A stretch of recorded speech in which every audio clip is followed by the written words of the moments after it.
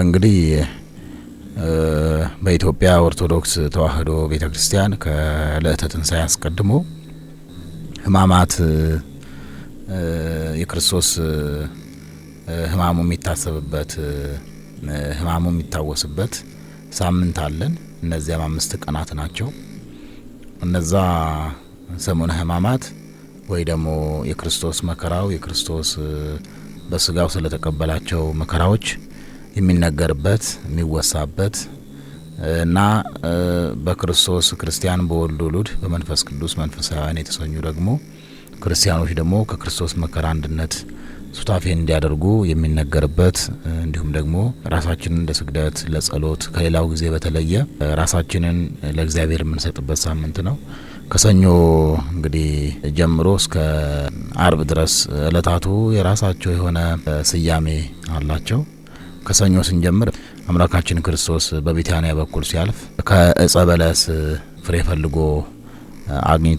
ፍሬ ፈልጎ በማጣቱ ያቺን እጸ በለስ ለዘላለም ከዚህ ከራስሽ ላይ ፍሬ አይገኝብሽ ብሎ የረገመበት እለት ነው። ይህ ሲባል በለስ የተባለው እንጨቱ ማለቱ አይደለም። በሚስጥር ሲለካ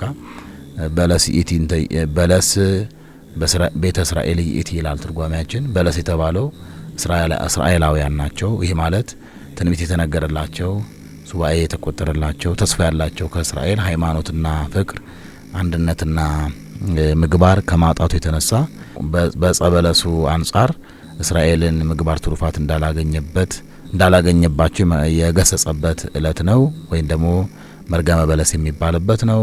እንደገና ማክሰኞ ደግሞ ሕንጸተ ቤተ መቅደስ ይባላል። በዮሐንስ ወንጌል ምዕራፍ 2 ላይ ቁጥር 13 ላይ እንደተገለጸው ንስትው ለዝንቱ ቤተ መቅደስ ወበሰሉስ ዕለት አነስኦ፣ ይህንን ቤተ መቅደስ አፍርሱት እኔ በ3ኛው ቀን አስነሳዋለሁ ብሎ በተናገረው ጊዜ ይህ ቤተ መቅደስ ተሐንጸ ዝንቱ ቤተ መቅደስ በ46 ዓመት ወአንተሰ በሰሉስ ዕለት አነስኦ፣ ይህ ቤተ መቅደስ በ46 ዓመት ተሰርቷል፣ አንተ ግን በ3 ቀን አስነሳዋለሁ ትላለ ብሎ ስለ በቤተ መቅደስ ስለሚደረጉና ስለ ቤተ መቅደስ ሁኔታ እንዲሁም ደግሞ መቅደስ ስለተባለው ሰውነታችን አስፍቶ አምልቶ ያስተማረበት የትምህርት ቀን ነው።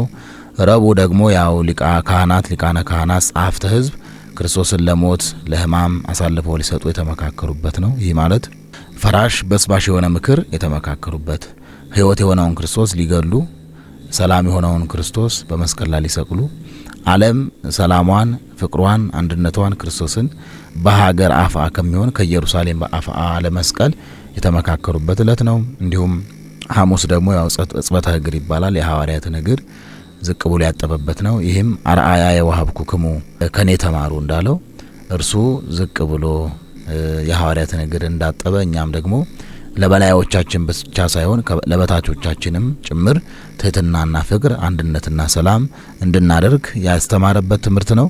አርብ ደግሞ ያው እንደሚታወቀው ስቅለተ እግዚእ ነው። ይህ ዓለም የሰው ልጅ ሁሉ በሲኦል ወድቆ በግራጋን ተቀጥቅጦ ሲኖር ለድህነት ዓለሙ ለ5500 ዘመን የተዘጋውን የገነት ደጃፍ ለመክፈት እርሱ ተዋርዶ እኛ እንድንከብር፣ እሱ ወድቆ እኛ እንድንነሳ፣ እሱ የአክሊል ሦክ እሱ የሾህ አክሊል አድርጎ እኛ ደግሞ የብርሃን አክሊል እንድናደርግ፣ እሱ ተራቅቶ እኛ እንድንለብስ፣ እሱ ከመሬት ከፍ ብሎ ከሰማይ ዝቅ ብሎ ተሰቅሎ እኛን በልዕልና ነፍስ ሊያከብረን በማይከለ ምድር በቀራንዮ የተሰቀለበት ወይ ደግሞ የጌታ ስቅለት የሚታሰብበት እለት ነው አርብ። ቅዳሜ እና እሁድ ደግሞ ያው ቅዳሜ የቅዳም ስዑር ይባላል። ስዑር ማለት የተሻረ ቅዳሜ ማለት ነው። የተሻረ ቅዳሜ ማለት ከመብል የተሻለ ማለት ነው። የማይበላበት ማለት ነው። ሌላ ጊዜ ቅዳሜ ይበላል። ቅዳሜና እሁድ መጾም አይቻልም በቤተ ክርስቲያናችን ትምህርት። በአሁኑ ቅዳሜ ግን በቅዳም ስዑር አይበላም፣ ተከፍሎ ይዋልባቸዋል ማለት ነው። ለምን? የተሻረች ቅዳሜ ናት። መሻርነቷ ግን ስለምንጾምባት ከዘወትሩ ቅዳሜ በተለየ መልኩ ባለመብላት ሕጉን እንሽረዋለን ማለት ነው። በመብላት ነበረ ቅዳሜ የምትከበረው፣ እኛ ግን ባለመብላት እናከብራታለን ማለት ነው። እሁድ ደግሞ ያው አምላካችን ክርስቶስ እኛ ከሙታን ተለይተን እንደምንነሳ በመቃብር ፈርሰን በስብሰን እንደማንቀር በኋለኛው ዘመን በፍጻሜ ዘመን ትንሣኤ ዘለክብር እንደምንነሳ ሊያሳየን ሊያስረዳን እሱ የሙታን ሁሉ በኩር ሆኖ ተነስቶ ትንሣኤውን ለዓለም ያወጀበት፣ ቅዱሳን መላእክት ነጭ ለብሰው ነጭ ተጎናጽፈው የታዩበት፣ የሰላም የፍቅር የአንድነት ብርሃን የተገለጠበት፣ ብርሃነ መለኮቱ ለዓለም ሁሉ የበራበት፣ ሰይጣን ያፈረበት፣ አዳም ከነ ልጆቹ የዳነበት፣ እኩያት ፍትወታት አጣው ሁሉ የራቁበት፣ የሰው ልጅ ወደ እግዚአብሔር ርስት ወደ እግዚአብሔር አባትነት ወደ ገነት ወደ መንግስተ ሰማያት የመጣበት የክርስቶስ ትንሣኤ የተደረገበት ነው ማለት ነው።